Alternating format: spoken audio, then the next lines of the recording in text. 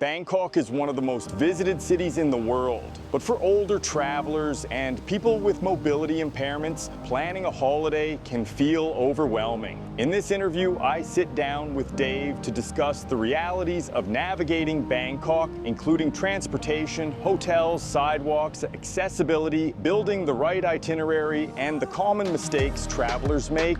We also explore whether Thailand is truly a good destination for people with mobility issues and how to create a safer, smoother, and more enjoyable travel experience.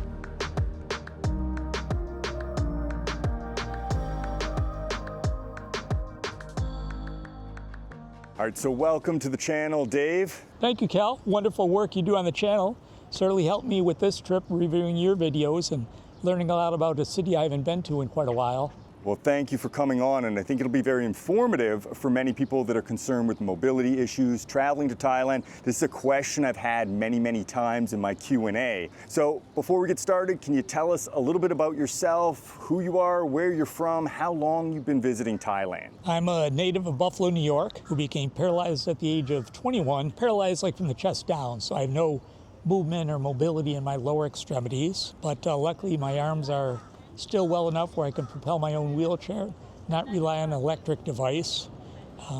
After 11 months in the hospital and finished up my degree at St. Bonaventure University, first job I could find in a warm weather climate happened to be in Fort Lauderdale, Florida as a newspaper reporter, and I worked in the Fort Lauderdale area for more than 40 years, and I'm now retired from full-time employment and enjoy traveling as one of my pastimes. I first visited Thailand. It was a 40th birthday gift to myself. Cathay Pacific had something called an All Asia Pass, and you got to pick out several destinations on one very affordable ticket. And I did Bangkok, Bali, Tokyo, and Hong Kong. Made for a wonderful trip, and it would have been 25 years ago. 25 years ago. So you've been coming here for a very long time. Yeah, I've probably made, and since then, more than a dozen trips to Thailand, but different parts. Would fly in and out of Bangkok and would sometimes stay just near the airport because 25 or 20 years ago, the accessibility in the middle of Bangkok was a challenge. So I might just stay close to the airport and then take a trip down to Krabi or Hat Yai or Chiang Mai and see other parts of Thailand. But I've sort of fallen in love with Bangkok again because there's been a noticeable effort to enhance the accessibility of the city. Well, I think you just got to my next question, and that would be, what is your opinion on the general accessibility of Bangkok and Thailand compared to, say, the United States or other destinations that you've visited? And what would your overall opinion be? And then we'll jump into some specifics. Well, it's not Tokyo or Las Vegas in terms of accessibility, but what it lacks in accessibility, it makes up for in just the energy, the people, the culture, the food, the scenery. I'm addicted. It offers everything I need, and any obstacles or challenges are just minor bumps in the road that are minimal compared to the enjoyment that's waiting for anybody who visits the city. Yeah, you've got a lot of experience here, and so one of the questions I'd have, and I think a lot of people would have that have mobility issues, and this might be a wheelchair, but my mother just visited with a cane and had some walking challenges. What are the major obstacles here in a city like Bangkok for somebody with mobility issues? Yeah, what I would advise people is understand that everything's a distance. It's point A to point B is never quite as close as you might see on a map or research. I use the MRT a lot, for instance, and many of the exits have elevators, which is nice, but not all of the exits do have elevators. So when you take the wheelchair exit with the elevator, it may not be as close. For instance, the other day, I wanted to take some people on the Blue Tourist boat, and the MRT, the Regini Pier, has an exit right into the ticket office for the Blue Tourist boat, for all the tourist boats. But that one didn't have an elevator, so I had to do a different exit for my wheelchair. Involved like another 15-20 minutes of pushing and travel time. But again, I'm in Thailand, I'm on vacation. It's well worth the time and the obstacles. Yeah, the public transportation's definitely a little bit of a mixed bag here. The MRT's pretty good with elevator access, and then the BTS, which is the older system, some of them only have stairs. And then sometimes you'll have an elevator that leads to stairs. And that's one of the probably the more challenging issues for somebody with mobility issues, because they're gonna go down the elevator and suddenly arrive to stairs anyway. And have you encountered that when you've been here?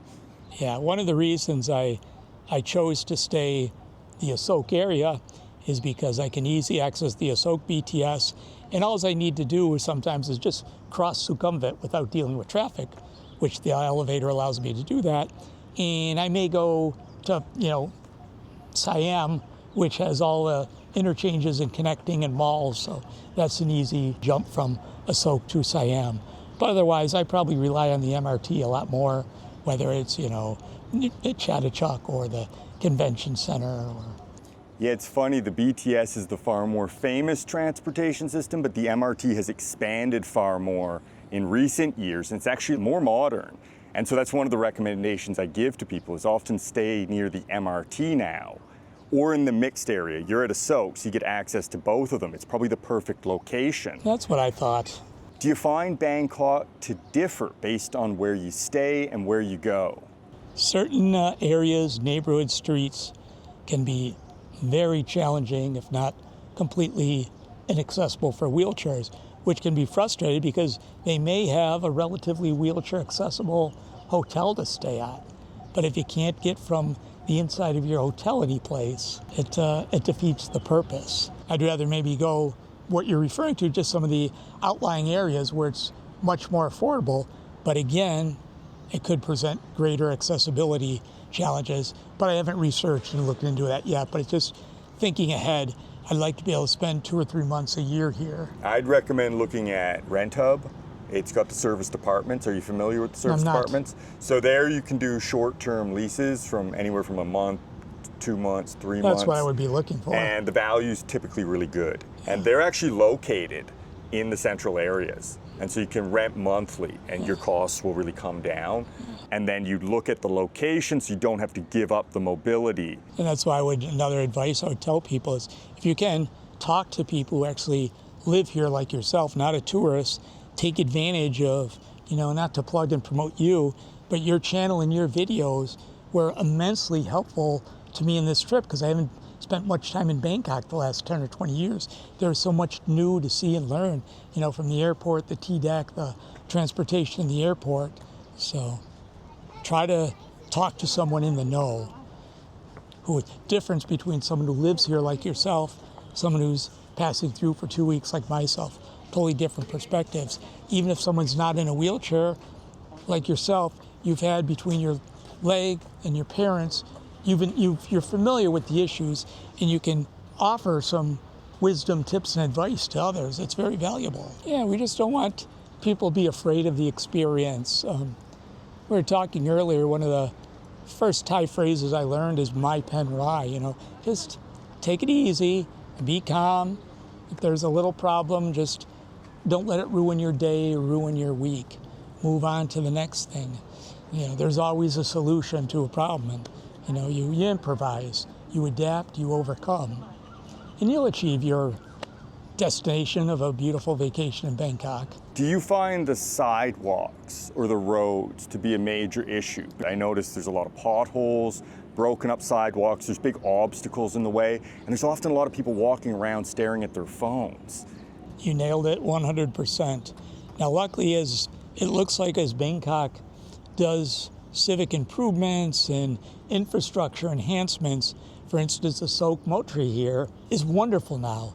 I can go in my wheelchair from Terminal 21 up to Ruam Srab, a local market with delicious food. That's a breeze. I can come down here to Benjakiti without a single step, curb, hole, bump, requiring asking for assistance on a steep curb or a steep ramp. And so the enhanced streets are very nice, but they're few and far between. But I hope the approach that they've city taken with Asok Mantri will be the same approach as they do other street enhancements. Throughout central Bangkok, they've been doing a pretty good job with redoing all the sidewalks. They're certainly wider and flatter And so I think central Bangkok is becoming very mobility friendly. But you brought up a good point. When you encounter issues, for example, with a ramp that might be too steep or stairs, do you find people are helpful? Very. I'm not fluent in Thai. I'm like at the Nid Noi level.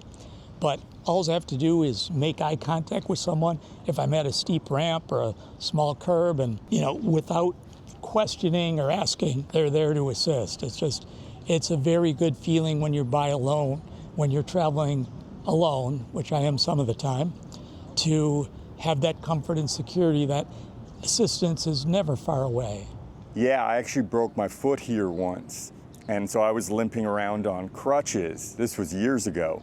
And I was exiting my condo, and somebody just stopped in their car and asked me if I needed a ride. And I was working at a university, and I didn't have to go to work at the time, but I had to stop in for some paperwork.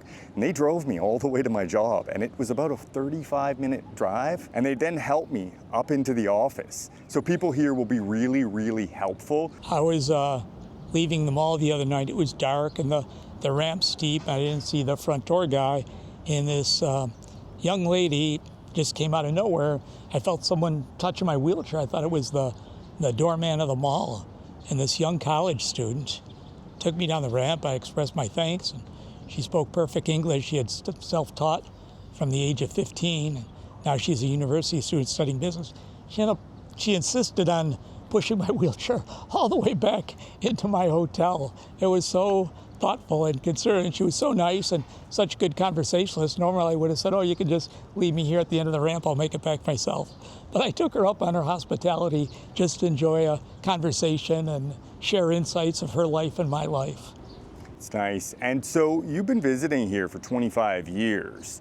What has been your most challenging experience? If you can recall one or two times where you faced a big challenge with mobility, just for insight, for anybody who's watching, what they could expect. My biggest one, and this was a lesson learned for like something that just cost less than $1, I'm looking for it here in my pocket, is all the bumps and drops in steps can sometimes wreak havoc with a wheelchair and ruin your bearings. And if one of these bearings breaks on your front wheel, your wheelchair is basically inoperable.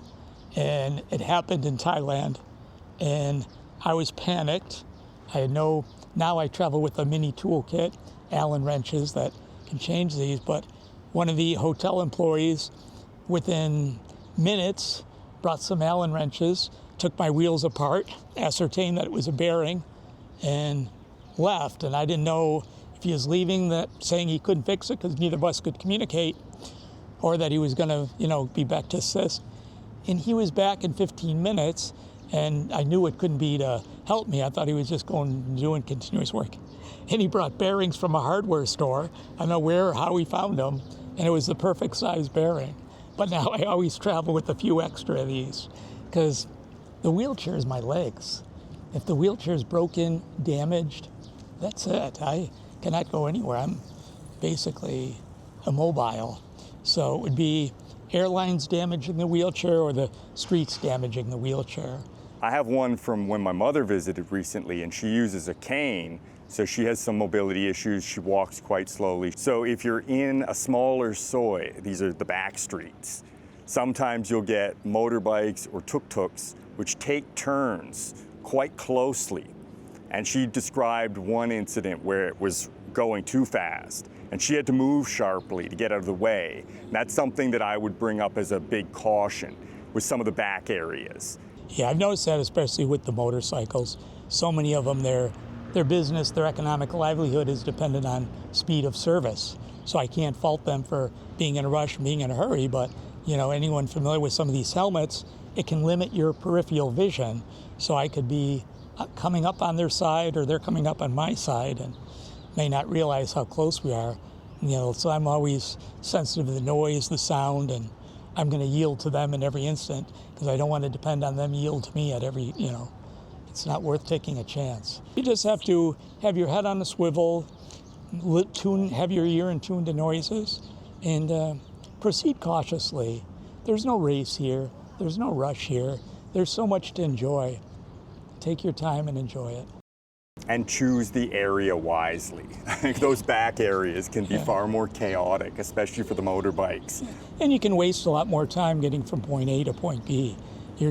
Everyone comes, I think, to Bangkok with a huge list of top attractions they want to see and spend time at. Try to cut that in half, because there's no way you're going to have time to do them all anyway. And you raise actually another very important topic here, and that is planning to do too much.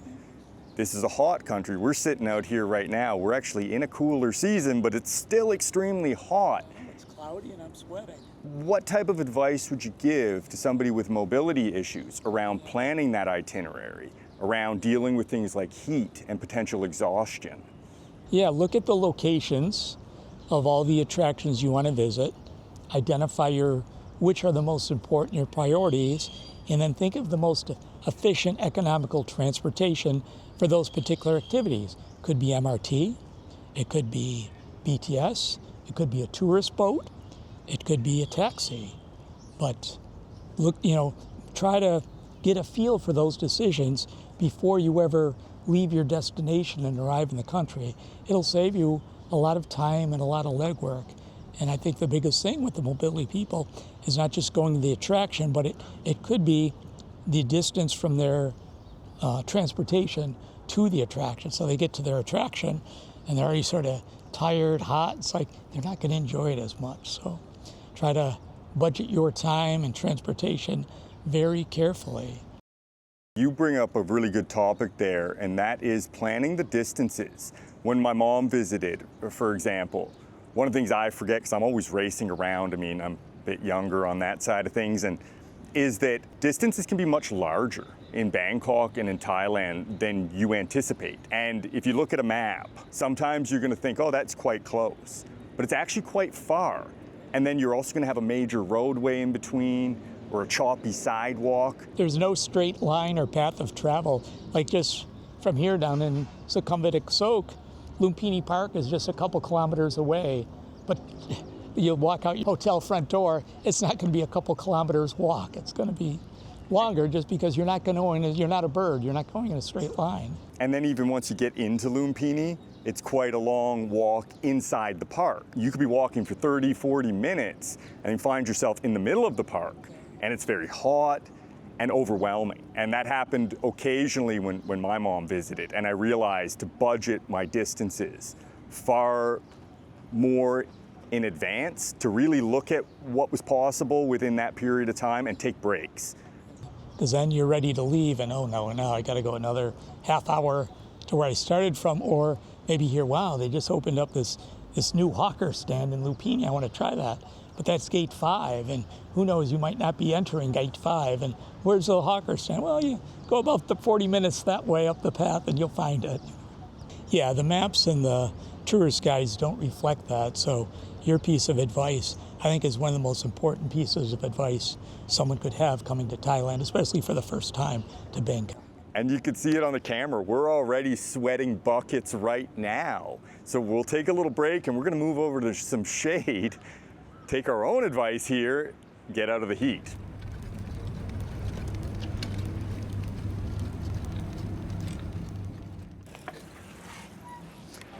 All right, we found a new shady spot here. It's far more relaxed. We were both starting to sweat over there, I think. So could you provide some advice on how you navigate the airline process and arrival here in a city like Bangkok? Yeah, the first thing I do is ascertain dates, depending if I'm locked into those dates or I'm flexible with dates. And of course, price is always an important consideration. So I use the different travel search engines to find the most suitable itinerary. In the past, when I was traveling in my 40s, I didn't mind if there was like a 14-hour break in Europe somewhere to get out and do something and have a European meal. But now it's like, I want to get to Bangkok as quickly as possible. But on the other hand, I don't want any connection that's less than 2 hours, because I'm always the last one off the plane and the first one on a plane. So my connection time and transferring can be tighter than an able-bodied traveler. So I look at the itinerary. This particular itinerary, I ended up having probably a 5-hour transfer in Incheon, South Korea, which is a little longer than I prefer, but I was using air miles and the price was right. And for me, sitting in a wheelchair, it's not the best for my body and bones and shoulders to be sedentary for that long. Luckily, some of the airports now have better like seating and lounges if you can scrounge one up so at least I could elevate my legs or transfer from my wheelchair and lay down slightly and just have a little bit more comfort to give my body a break. Now, do you go through special assistance process, and how do the steps work there? Yeah, most of the airlines now allow you, as soon as your ticket is booked, whether it's months in advance or days in advance, allow you to go on and identify your accessibility needs. And in this particular trip, I was surprised I did it with Delta Airlines. I put in my accessibility needs: manual wheelchair, not power wheelchair, no ability to stand or walk. I want my wheelchair right at the jetway bridge for any transfers. The airport wheelchairs have these high sides. They're made for people who can stand up and walk, not for people in my condition. And Delta Airlines called me back within 15 minutes on my phone and went over specifically all the needs and details, and my whole trip went very smoothly. And then the nice part, another advantage of coming to Bangkok, the minute you get off the plane and into your wheelchair, the level of service and care is, I'd say Bangkok and Tokyo are the two best. I had a young man who helped me in my wheelchair, took me to process my TDAC. Well, I went through customs immigration, and I'm not exaggerating, seconds, not even minutes. I got the luggage, it got me down to the level with the taxis, got me the wheelchair taxi that I wanted, not a regular taxi, of course, and away I went. Now, this wheelchair is a bit of an obstacle, but I use this for driving myself in a van, which is important for my independence. But once I get to the airport, I'm in this wheelchair. This one's a little harder to travel with because it doesn't fold. If it folded, squished together or folded down, I'm strong. I'm still, even in my 60s, I'm strong enough to get in and out of a regular taxi. But we can't put this wheelchair in, especially if you've never been to Bangkok, any of your viewers, the trunk or the boot of the taxis isn't just empty space for luggage. A lot of times it's their fuel tank or, mechanics of the vehicle. So you can't count on opening up a big trunk and having all this space. Well, it sounds like a really smooth arrival process, and you go straight through the priority lanes there, where it's a special service, yes, where they bring you directly. I'm impressed that they also bring you directly down to the taxi and actually deal with the taxis directly for you. That's quite a positive. He didn't leave till I was safely secured in taxi, and I'd given him a gratuity even once we got to the taxi and I knew where I was, and he still stayed with me for the duration. It's a great way to start the trip, and it's like you can take a deep breath and I'm here, I'm on my way, nothing's going to go wrong from here. Well, let's talk about that transportation side of things, because obviously there are challenges with some of the taxis and getting around the city. What's your strategy that you use? What's your preferred form of transportation? Do you have times that you avoid traveling during the day? I know the public transportation can get exceptionally busy around rush hour. Exactly. That's why I do try to pick and choose. I either go out very early in the morning or afternoon. I'm not a night person. The older I get, the less energy I have. So I do most of my activities daytime, early mornings before it gets too hot. And sometimes afternoon I might come back, take a break, and do something else in the afternoon. But I will avoid the rush hour, especially for the MRT and the BTS stations. And it's like I don't want to be in anyone's way, and I don't like being just in a mass of humanity where I feel I'm losing control a little bit of my surroundings. That's the big challenge, I would imagine, too. So that's around 7 a.m. to 9 a.m. and then around 4:30 to 7 p.m. If you can skip those times, it's often quite relaxed. And what about the taxis? Now, there's a lot of talk because they can be notorious for overcharging or attempting not to use the meter. What's your experience been with taxis in the city? My experience is limited to the blue ones called CAB, C-A-B-B, that have a portable wheelchair ramp. And actually, At the airport, you're quoted a price, but you're factoring maybe expressway or tolls. And I forget what the price I was quoted, but when I got to the hotel, it was less than the quoted price. So that was a nice surprise, because I know it's often the opposite. But I don't see many of these blue cab taxis. They look like the old London street cabs. I don't see many around the city yet.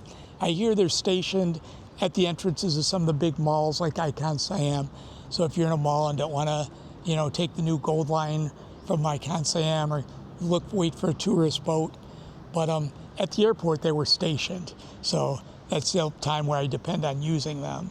Do you prefer to use the ride-hailing apps like Grab? Do you find they're more accessible? I have them on my phone, and I thought, and maybe I'm just inept using apps, because I thought Grab had a feature where you could click on like a mobility challenge ride, but I have yet to find where it says it's wheelchair ramp or wheelchair accessibility. I think from what I could see, it was more for people with walker, cane, crutches. It's just a larger, roomier vehicle, like what we'd call a minivan. What about the ferries and the docks and the piers? That's always been something that I've wondered for people with mobility issues. The concept of the blue, red, orange tourist boats, outstanding concepts. Get from attraction to attraction in just minutes for a very, what would be for us, a nominal cost. But what I found in a little frustrating disappointment, because the blue tourist boat, right on the homepage of their website, promotes wheelchair accessibility. So I got there and was already a little tired and achy because I couldn't get out at the MRT exit for the pier. I had to do a different MRT exit closer to the Grand Palace and had to push a ways. And then we bought our tickets and we go to get on the blue tourist boat, and there's a significant gap between the rocking boat and the rocking dock. Now that's about, I'd say, a 2-3 foot gap, which I could never manage myself. Normally, all it would take is a little piece of wheelchair ramp, like a bridge, less than $100 in US. It's probably less here, to make it easy for a wheelchair to safely enter and exit the boat without any assistance. They didn't have anything like that. And so the way it's set up, you're dependent on at least 2 strong, able-bodied individuals to assist you on off the boat. Now, by this time, had the tickets. I wanted to go to Grand Palace, Icon Siam, Wateroo. Had a perfect itinerary all built in my head. Looking forward to it. So, okay, I'm going to trust you people to safely get me on the boat. It went okay. And then my hopes were buoyed at Icon Siam. They pulled out one of those. They had it right on the dock, which I wish they would keep at every stop. So enjoyed a nice visit to Icon Siam. And then I wanted to do Wateroo, of course. Get to Wateroo, and their dock is completely wheelchair inaccessible now. I think it's because they're doing some sort of renovations or enhancements. So maybe it'll be improved and have impeccable wheelchair accessibility at some point in the future. But it certainly did not last week, and it doesn't do me any good for this trip. So, I think it highlights that inconsistency that can exist throughout the system.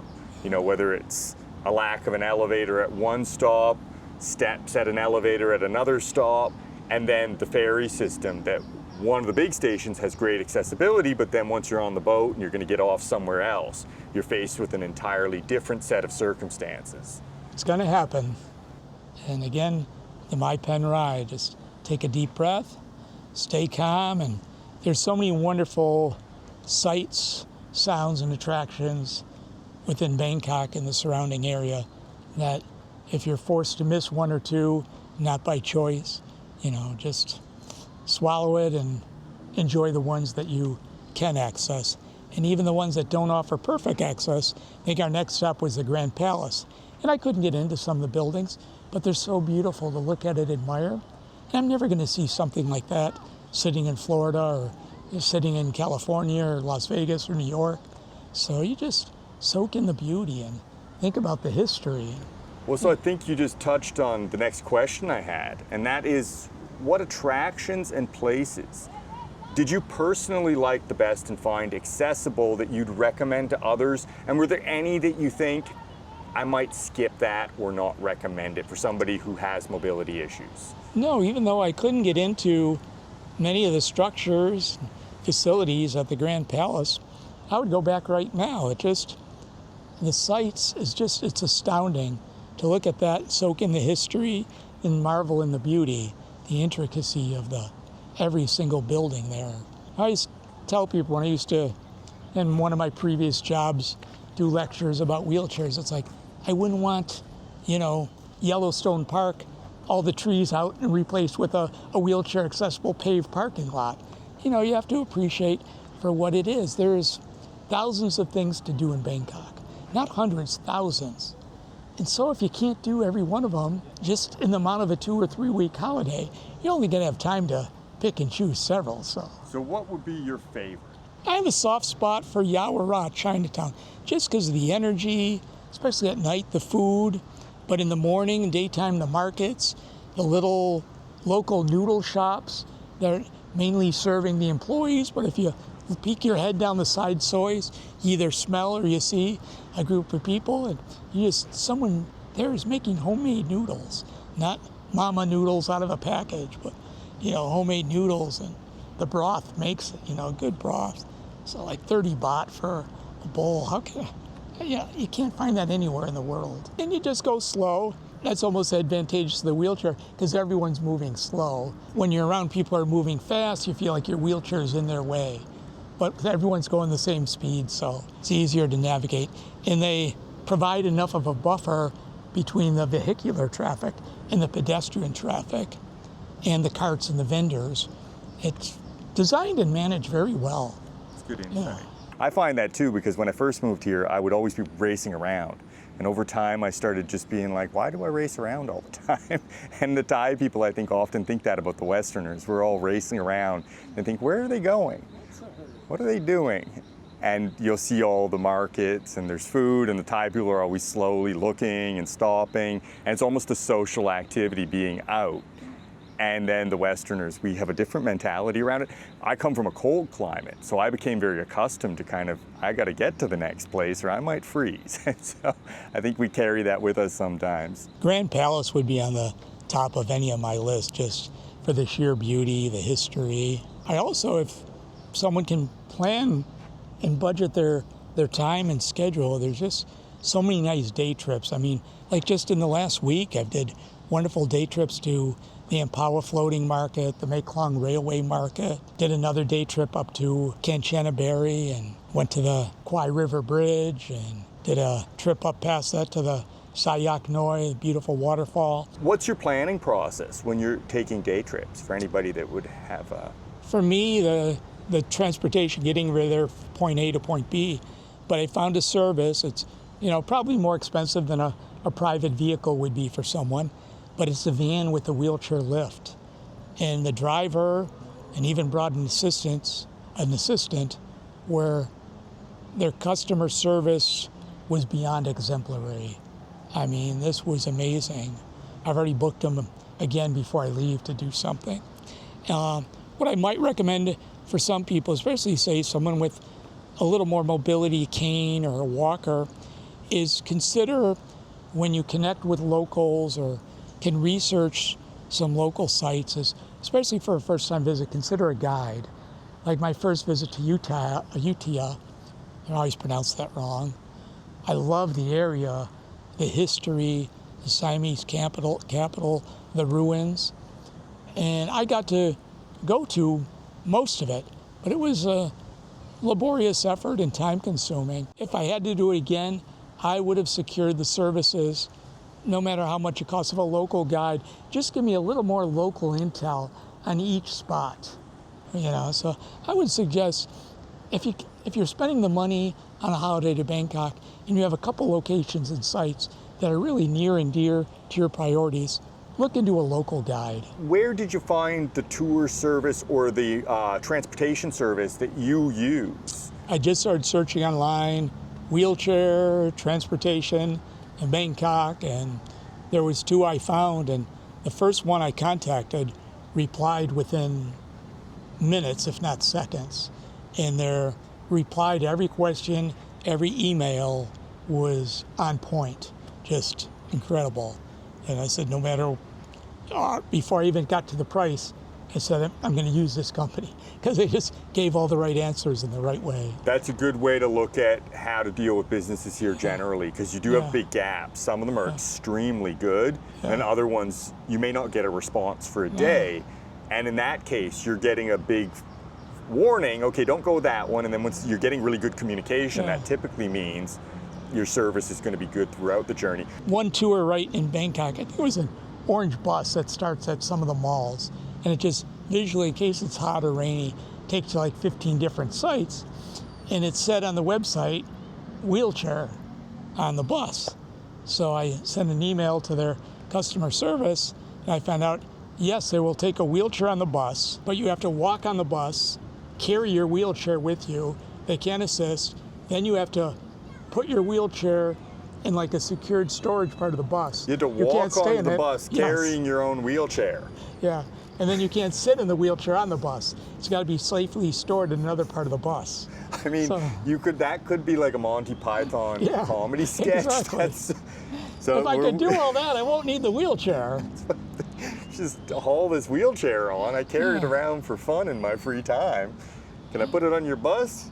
Let's talk a little bit about accommodations and how you go about choosing accommodations, where to stay, which hotel to stay at.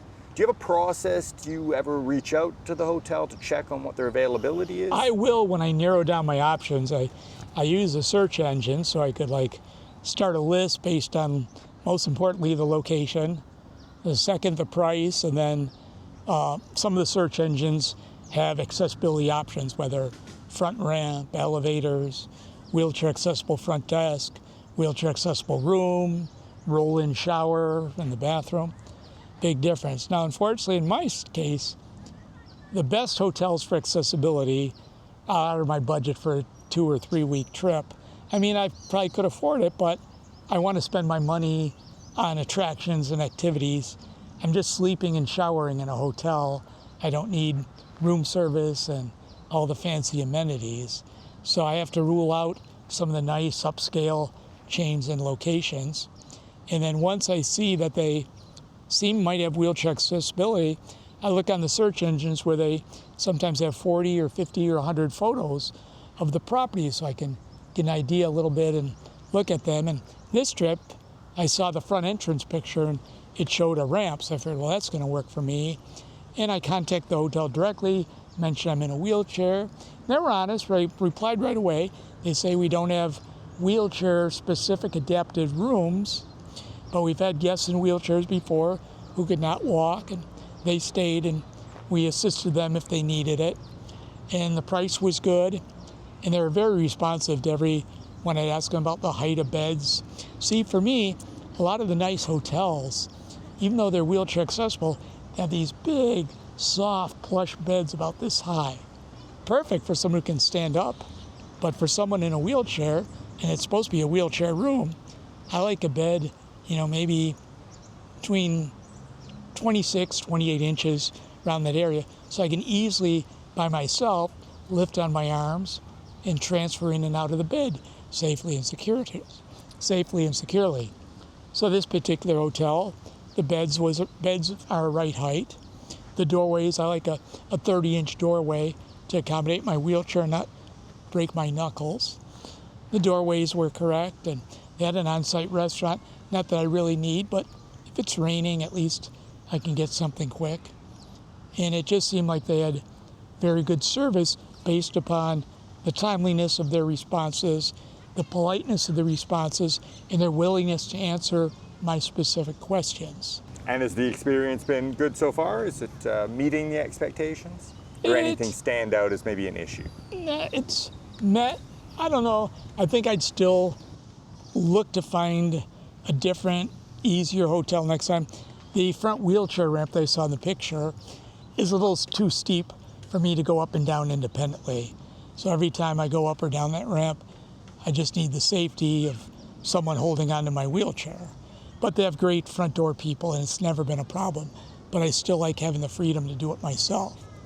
Then once I'm up the ramp, there's maybe a 3-inch step I can do a wheelie on. But again, once I do a wheelie on, I appreciate a push up or a push back if I'm going out. So it hasn't been as ideal as I'd like, and the showers would be better for someone who could stand a little bit. They're nice, they put a plastic like lawn chair in the shower, but unless I have someone there spotting me, assisting me, I wouldn't do it myself. But I've identified a couple other actually smaller hotels in the area that aren't on the major search engines because they're not as big or popular. So I'm going to check those out and just see what they have. The one on near here on Soy 14 actually has 2 specific rooms they use for wheelchair guests. I went and introduced myself, and they had a beautiful front ramp, which I could do myself, get in the front door myself, but both rooms are occupied with guests. So I just wanted to see one so I have a feeling I'm going to be coming back to Bangkok sooner rather than later. Yeah, that's interesting. The ramps is a big one here because you'll have ramps. Like I've seen ramps where they're almost like this steep sometimes. And That was my first trip to Thailand. Oh, and if it's wet and rainy, it's like you're almost like, hey, I'm just gonna push you over this cliff. You're like, who made this ramp? I mean, you'll see some strange ramps here where they've clearly had the concept in mind, but didn't quite get the purpose. If you had one piece of advice for somebody with mobility issues, whether it's in a wheelchair or with a cane or a little bit older, or multiple pieces of advice, don't feel limited, what would you say to the audience? Plan, and more planning. Because there's so many options of everything you want to do. So many options with transportation, so many options with hotels, so many options with attractions, so many options with dining. So there's just a plethora of options. So plan out where you're going to be most comfortable staying, plan out a efficient form of transportation. Don't worry about trying to plan your meals. Just wherever you see food and it looks good, wherever you see locals eating, just go for it. Avoid your hotel restaurants and things like that, the Starbucks, just do with the locals. It's very good advice. Plan around what you need to plan and then enjoy the rest. Yeah. A little bit of variation. And I know we've talked about a lot of different things, but for the audience, if you have any specific questions around mobility, feel free to leave them in the comment section. I'll do my best to provide answers directly. Got questions about Bangkok or Thailand and accessibility, and maybe Dave can chime in the comment section to help out a little bit. So Dave, thank you so much. My pleasure, Cal. Thank you.